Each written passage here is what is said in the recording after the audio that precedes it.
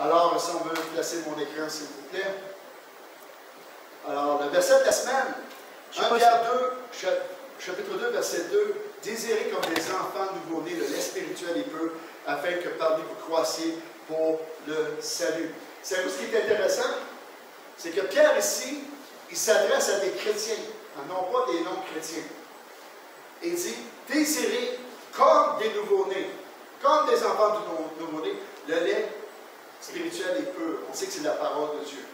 Souvent, on se croit des adultes spirituels. Moi, j'ai toujours dit dans toutes les églises, si on était des adultes spirituels, Dieu ne nous appellerait pas des enfants de Dieu.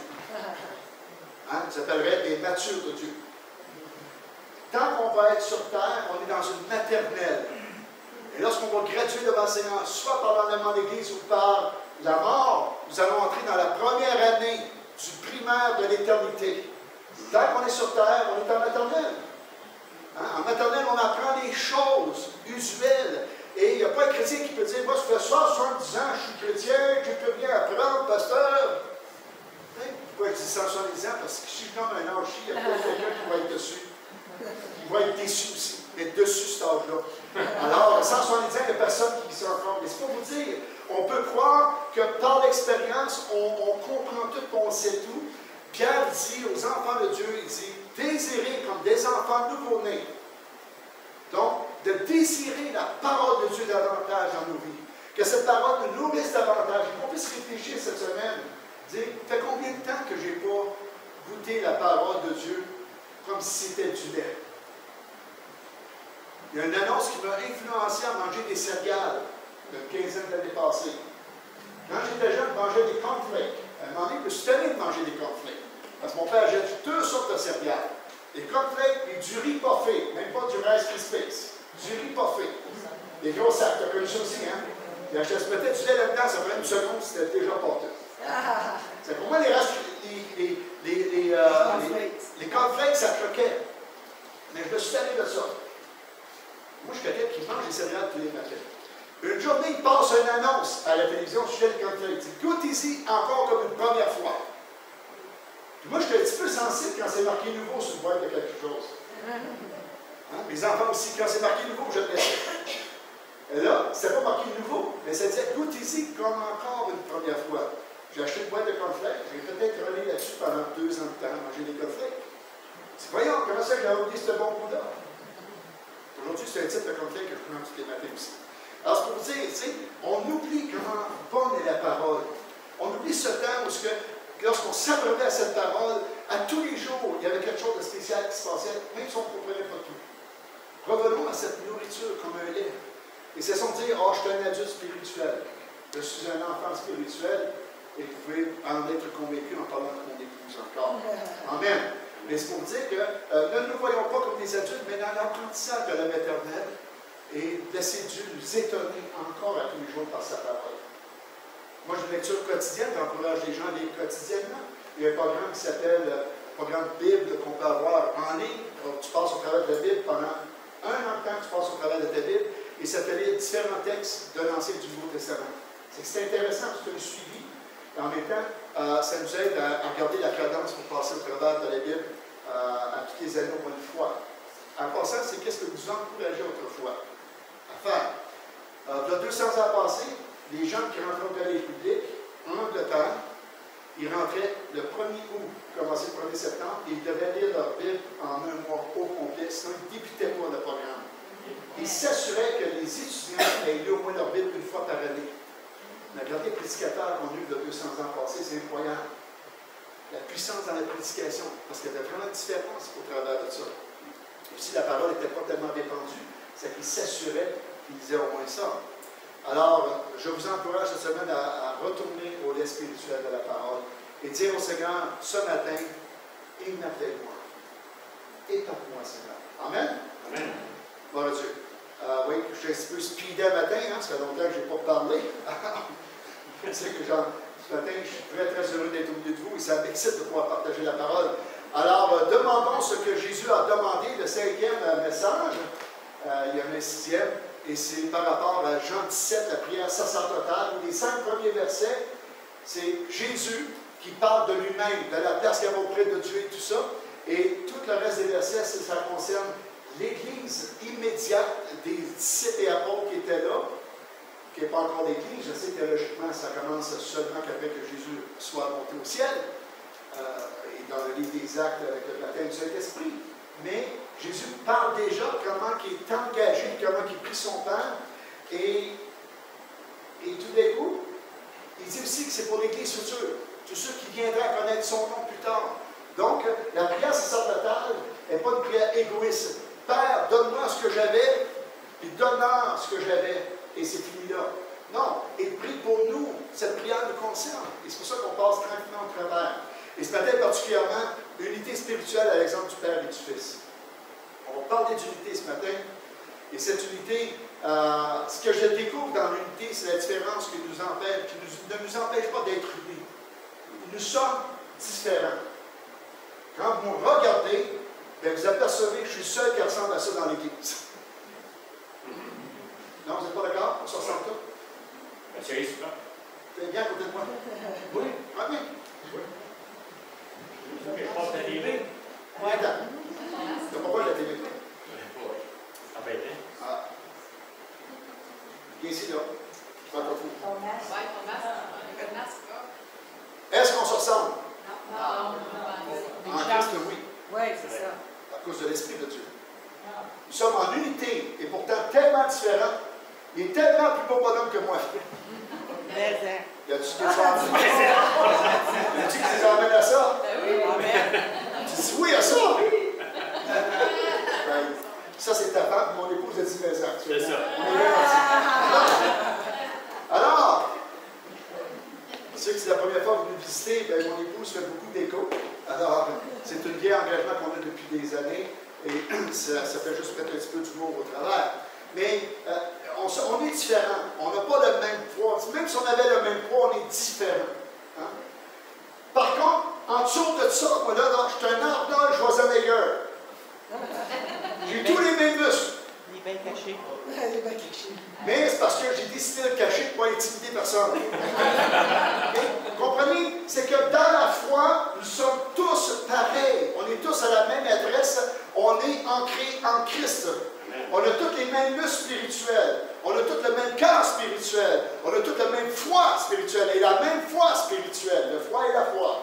Donc, l'unité est quelque chose de simple, frères et sœurs. Et si on regarde nos corps, bien, on comprend que pour avoir un équilibre, j'ai besoin de mon épouse. J'étais un homme seul à la maison, je serais la personne la plus triste au monde. Ouais. Vous savez, on est d'un certain âge, on dit, s'il y a la graduation avant l'enlèvement, bien, celui qui va rester, il va avoir des problèmes. Vous savez, ce monde aujourd'hui dit que les couples ne doivent pas être fusionnels. La Bible m'enseigne que quand on est marié, on devient une seule chair. On devient fusionnel. C'est que je dépends de mon épouse autant qu'elle dépend de moi. Mais en Christ, je dépends autant de vous que vous dépendez de moi. Parce que moi, j'ai besoin de vous. Parce qu'il y avait personne à qui je prêcherais, à qui je livrerais le ministère pastoral, un ministère qui doit être empreint d'amour, de compréhension et non pas de condamnation. Comment je peux aider les frères à se relever si j'ai personne à aider? Mais en même temps, c'est que vous permettez que je puisse m'améliorer en tant que pasteur. Pourquoi? Vous avez de la grâce et de la bonté quand je fais des erreurs. Vous me supportez. Vous m'aimez. Vous m'encouragez. Et ensemble, cette unité dans la différence permet de grandes choses. Et c'est Dieu qui l'a choisi ici. Dieu a choisi que même parmi les 12 disciples, ils étaient tous différents. Il y en avait deux qui ont demandé la mort des gens. Les Boanerges, Jean et Jacques. Ils ont dit, les Samaritains ne vont pas t'écouter. Ça fait que fais règle ça vite, descends le feu du ciel et te relève. Hein? Jésus a appelé les frères du feu, les Boanerges. Il a choisi Thomas, qui en passant n'est pas plus incroyable. Hein? Lorsqu'on lit les textes vraiment comme il faut, on s'aperçoit qu'il n'a pas été le seul à toucher. Luc chapitre 23, lorsqu'on voit où Jésus apparaît devant ses disciples, il leur dit, touchez-moi. Thomas n'est pas là. Et comme dans leur joie, ne croyait point encore, il dit, donnez-moi à manger. Il fallu que Jésus fasse 3 preuves de son existence physique. Et plus tard, Thomas est le premier à reconnaître la divinité de Jésus. Il a juste touché, il a cru. Il n'a pas demandé de mange devant moi, comme les autres. Alors, Thomas, Judas, qui malheureusement, Judas devait accomplir la volonté de Dieu. Mais Jésus l'a choisi quand même. En passant, Dieu ne choisit pas de Judas dans l'Église aujourd'hui. On comprend ça? Judas est une exception dans le plan de Dieu, comme Pharaon est une exception dans le plan de Dieu.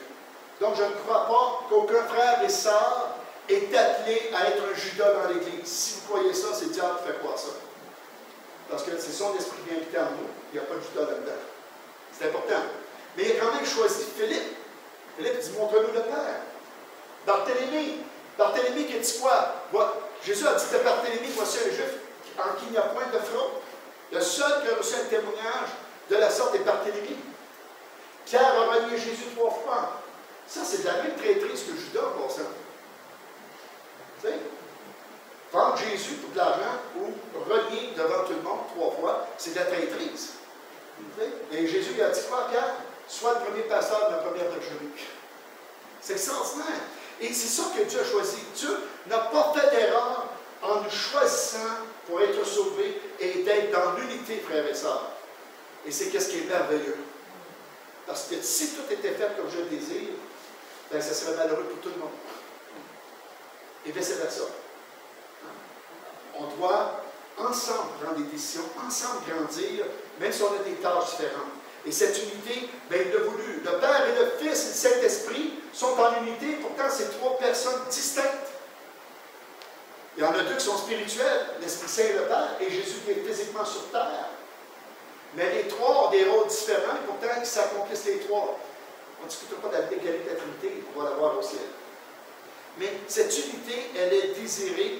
Donc, il y a l'unité dans la diversité du corps de Christ qui nous est encouragé dans cette écriture. Dans l'Évangile de Jean, chapitre 17, verset 23, afin que tous soient un comme toi. Père, tu es en moi, et comme je suis en toi, afin qu'eux aussi soient un en nous, pour que le monde croie que tu m'as envoyé. Vous voyez, d'être en unité avec Dieu permet au monde de croire que Jésus est envoyé.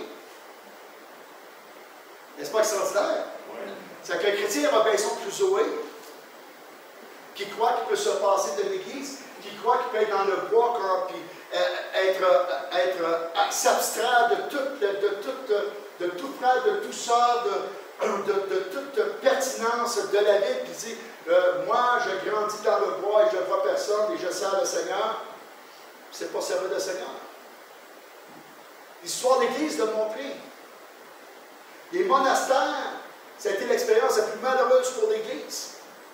Parce qu'ils se sont retirés du milieu des nations, ils se sont cloîtrés, puis ils ont été entre eux autres, et on voit toutes les déviances qui étaient arrivées malheureuses au travers de ça. Je ne lance pas la première pierre, parce qu'on peut faire pire aussi. Mais, le Seigneur ne dit pas de se retirer du monde. Hein?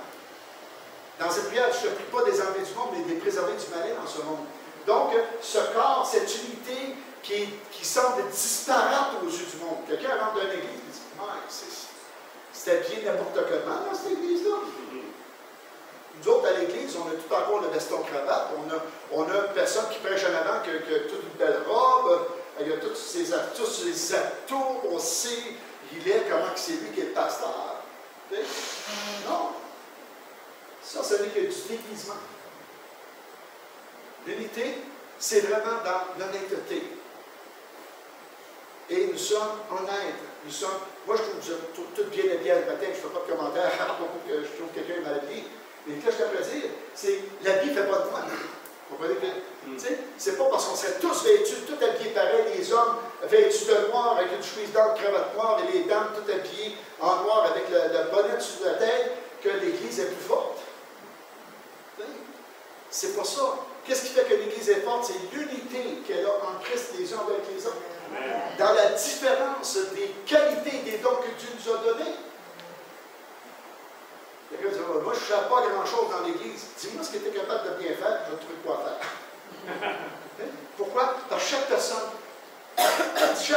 peut servir l'Église. Il n'y a pas personne qui n'a pas un don que Dieu ne lui a pas donné à quelque part. Mais nous, quand on regarde, c'est surtout les ministères publics. Je ne suis pas capable de faire ce qu'ils font eux autres. Eux autres, qui ça, eux autres? Moi, quand je regarde eux autres, je regarde tous eux autres. Pas juste eux autres. Tous eux autres. au complet. Et là, je me dis, ah, il y a de la qualité dans l'Église. Savez-vous qu'on a une Église de qualité? Yes. Quelqu'un peut dire amen à ça? Oui. J'en ai 3 qui semblent être convaincus. Moi, je suis convaincu qu'on a de la qualité dans l'Église. Pourquoi? Parce que parmi les 3 ans que je suis votre pasteur, il y a 1 an et demi que j'ai habité ici. À 100%, vous allez toujours, toutes les fois me rencontrer. Comment tu as passé ta semaine passée? Comment ça a été? Tu ne trouves pas ça trop dur? Tout et chacun. Ça veut dire qu'il y a de la qualité. Des gens qui pensent aux autres. Alors, il va dire ici, 22, je leur ai donné la gloire que tu m'as donnée. Wow, ça nous donne sa gloire. Afin qu'ils soient un comme nous sommes un. Moi en eux et toi en moi, afin qu'ils soient parfaitement un. Et que le monde connaisse que tu m'as envoyé et que tu les as aimés comme tu m'as aimé. Le mot parfait, parfaitement, est téléon en grec. Et téléon veut dire nature à la fois. Ce n'est pas une perfection qui n'a aucune rien. Là, il n'y a pas de graphine sur cette vitre-là. Non. Ça parle de nature et de maturation. Et en Christ, on mature et on est toujours un. Dès la nouvelle naissance, nous sommes un. Avec Dieu, le Fils, le Saint-Esprit et l'Église.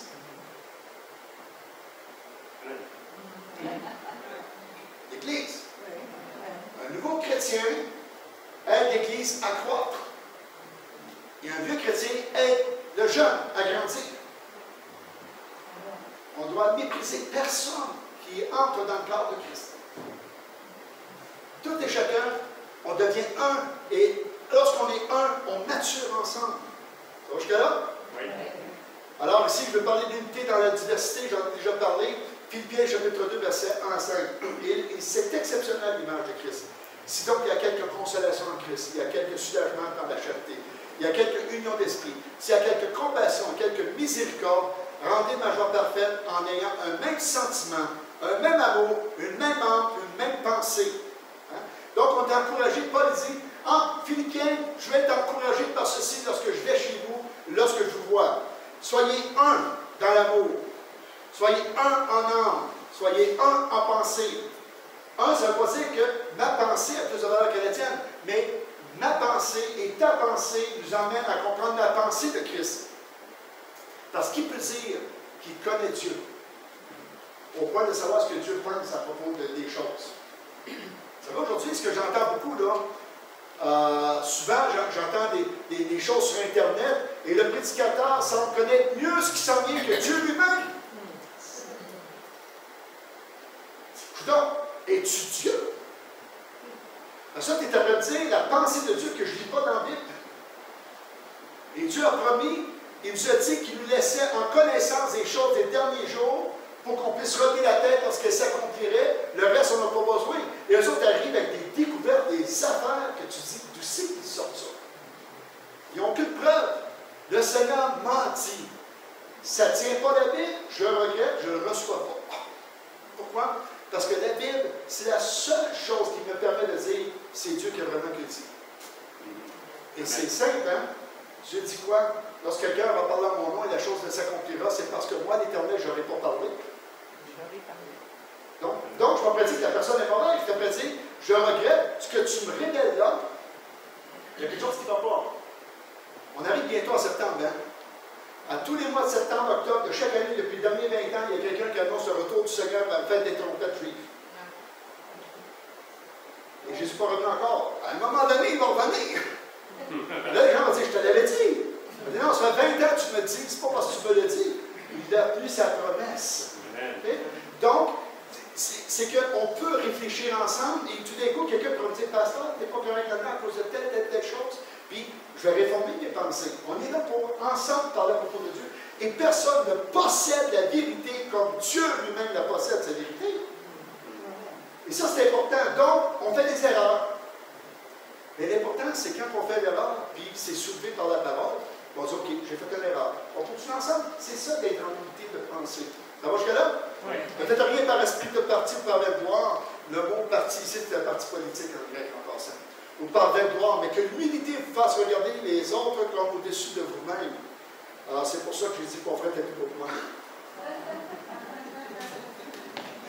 Que l'humilité vous fasse regarder les autres comme supérieurs. OK. qui est plate. Alors, toutes les fois que je dis que j'ai raté une joke, tout le monde rit. Ça va bien, hein? Ça passe mieux. Tu sais, quand tu as un petit caractère intellectuel, tu fais une joke, tu es souvent la seule à la comprendre, puis tu arrives tout seul aussi. Que chacun de vous, au lieu de considérer ses propres intérêts, considère ceux des autres, ayant en vous les sentiments qui étaient en Jésus-Christ. Jésus-Christ n'a pas cherché d'être égal à son Père quand il est venu sur la terre. Il est devenu comme un simple homme, il a accepté. Et Jésus nous a considérés comme supérieurs à lui-même. Tout ce que vous venez de lire considère la personne de Christ qu'il a fait. Donc, l'humilité, regarder les autres comme supérieurs, et pas juste considérer notre intérêt propre, chercher à être dans la miséricorde, de chercher à être mature. Être mature, ça va avoir une correspondance avec l'amour que j'ai les uns pour les autres, avoir la même pensée, la même âme. Parce que, frères et sœurs, notre âme est infléchie par le Saint-Esprit. C'est lui qui change nos cœurs. Et notre âme appartient à Dieu. Donc, quand notre âme est touchée par la grâce de Dieu, notre pensée devrait aussi ressurgir comment la parole de Dieu nous touche à partir de là.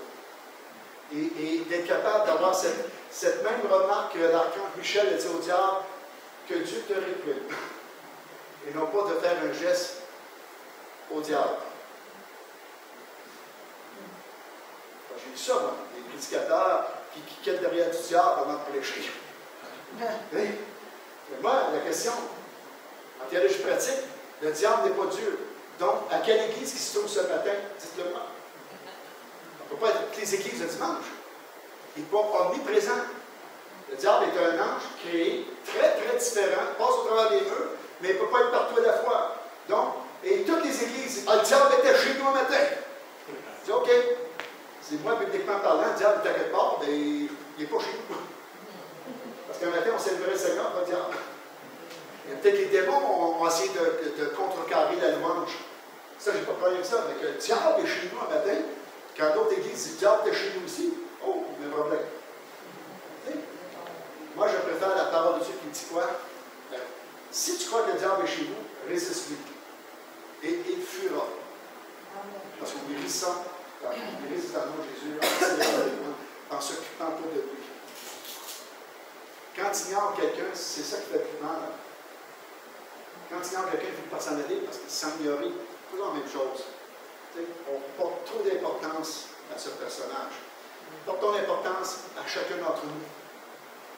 Le frère et la sœur. Prenons le temps de se parler. Prenons le temps de se poser les bonnes questions. Comment a été ta semaine? Je te sens fatigué un matin ou je te sens triste. Peux-tu prier pour toi? Parce que tu ne suis pas triste par tout, puis je n'ai pas besoin de prier pour moi. C'est tant mieux, mon frère. Je me suis trompé. Il n'y a pas de faute de s'inquiéter et de demander des choses. On porte la gloire de Dieu. 1 Corinthiens 6, verset 19 à 20. Ne savez-vous pas que votre corps est le temple du Saint-Esprit qui est en vous, que vous avez reçu de Dieu, et que vous vous appartenez point à vous-même, car vous avez été rachetés à un grand prix. Glorifiez donc Dieu dans votre corps et votre esprit qui appartiennent à Dieu, parce que dans la prière, il dit que la gloire soit sur nous. Ah!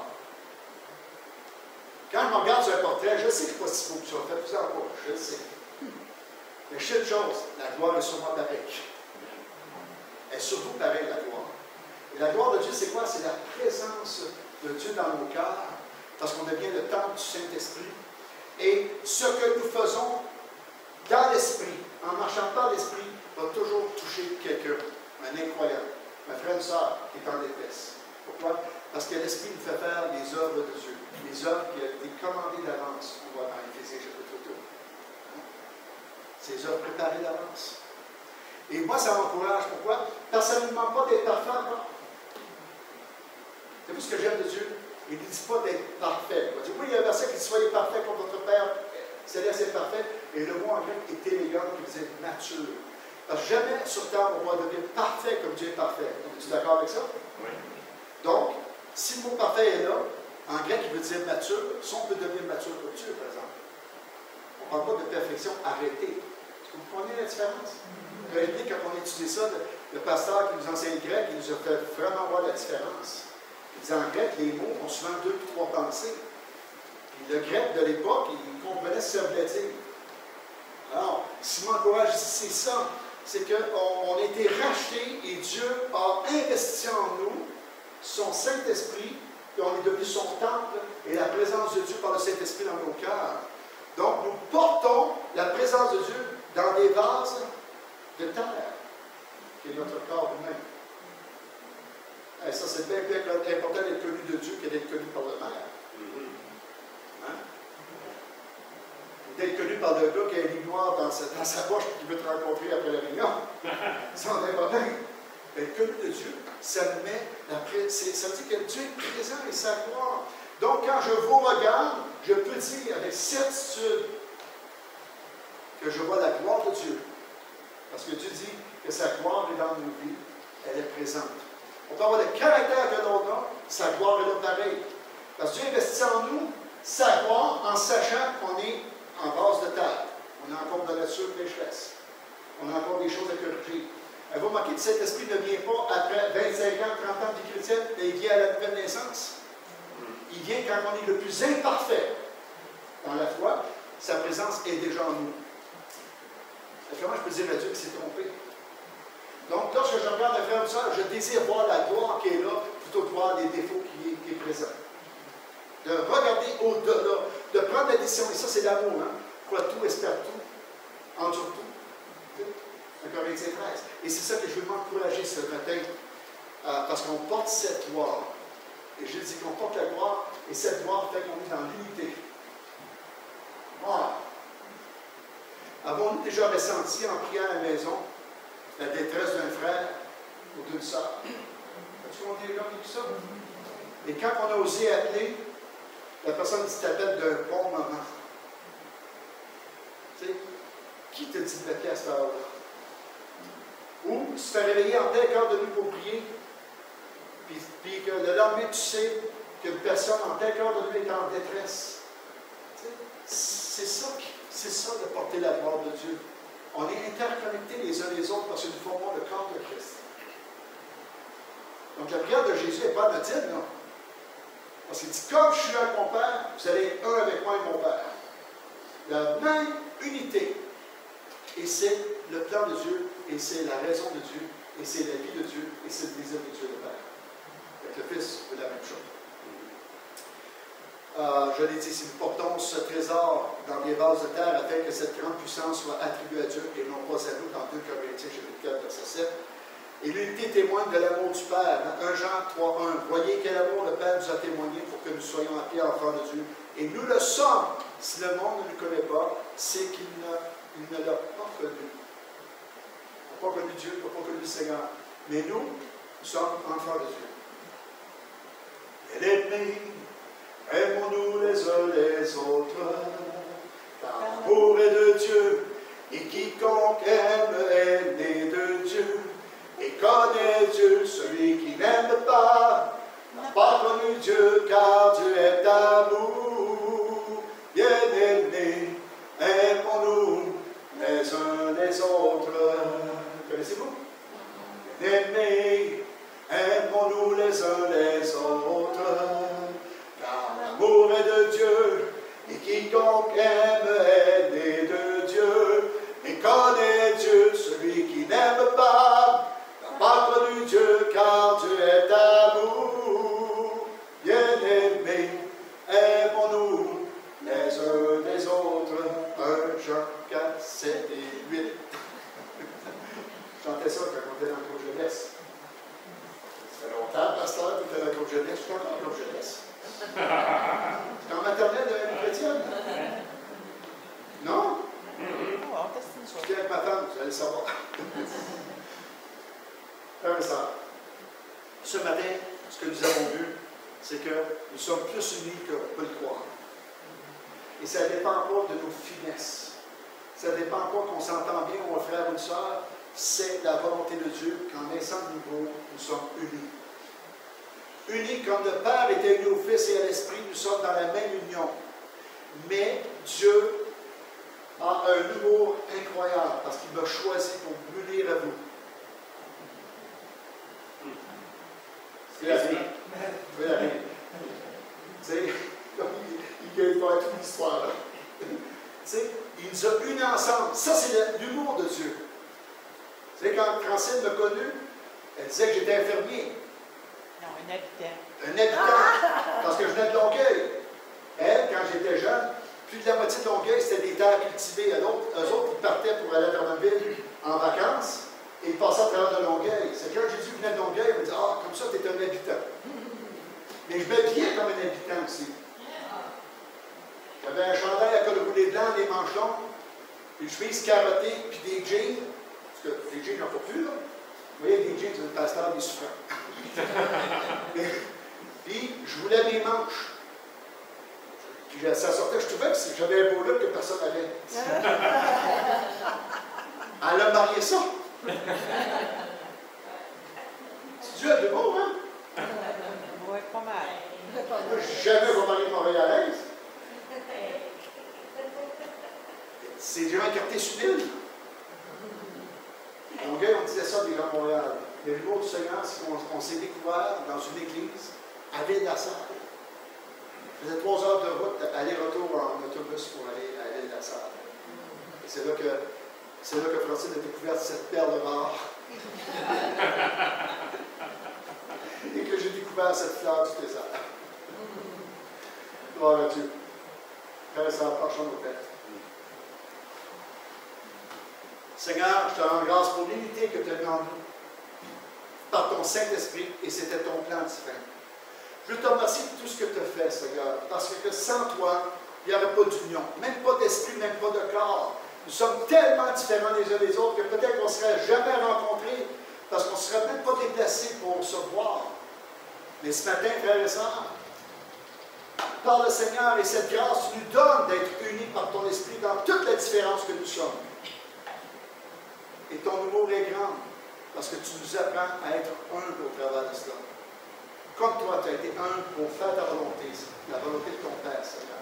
Je te prie que cette semaine, lorsqu'on relira le verset de méditation cette semaine, dans Pierre et aussi, Seigneur, la prière sacerdotale, qu'on puisse juste méditer ce qu'est l'unité. Pour, non pas dire, je ne me sens pas en unité parce que, Seigneur, c'est un mensonge du diable. Nous sommes tous en unité par ton Saint-Esprit. Nous portons ta gloire par ton Saint-Esprit. Nous sommes dépendants les uns des autres par ton Saint-Esprit. Nous formons ton plan. Bénis le reste de la semaine, prends soin de nous et en ton nom que l'on prie. Amen. Amen. Gloire à Dieu. Je vous libère rapidement parce qu'il fait très chaud et je suis conscient de la chaleur. Mais bénissez.